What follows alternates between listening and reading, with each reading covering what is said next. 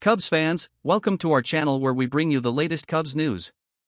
Today, we're talking about some major decisions that need to be made soon. But before that, we invite you to subscribe to the channel and leave your like so that we can continue to bring you Cubs news. Thank you. The Cubs have 3 pending club option decisions looming. Winning 2 out of 3 games against the best team in baseball is impressive, but it feels like the Cubs could have swept the Rays before hitting the road. With the Cubs' loss on Wednesday and wins by every other team in the division, David Ross' club now finds themselves in last place in the NL Central, trailing the first-place Brewers by 5 games and 4.5 games behind in a crowded wildcard race. Memorial Day is often a turning point for front offices to determine whether they'll be buyers or sellers at the trade deadline, and Jed Hoyer is facing a tough situation in that regard.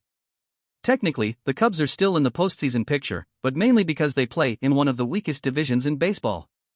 There is a significant gap between the top teams in the league and the Cubs, despite the strong performances from Justin Steele, Marcus Stroman, Dansby Swanson, and Nico Hoerner. We'll see how the next few weeks unfold and what decisions Hoyer and GM Carter Hawkins will make. Regardless, at the end of the season, the Cubs will have some decisions to make regarding 3 club options for 2024. The first club option that will garner the most interest among Cubs fans is related to veteran pitcher Kyle Hendricks. Hendricks, who played a pivotal role in the Cubs' NL pennant winning game in Game 7 in 2016, has faced challenges in recent years and only recently returned to the mound after shoulder surgery in 2022. The Cubs have a $16 million club option on Hendricks with a $1.5 million buyout. It's difficult to envision Hendricks performing well enough for the front office to exercise that option, but there's still a scenario where he returns to Chicago for an 11th season on a lower value deal.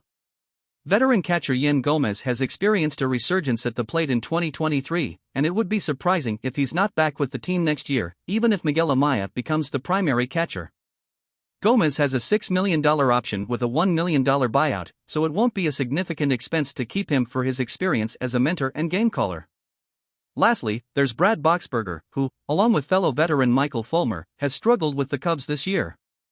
Boxberger hasn't been effective and is currently on the injured list. With plenty of other options available and young arms rising through the system, it seems likely that this will be a one-and-done scenario for him.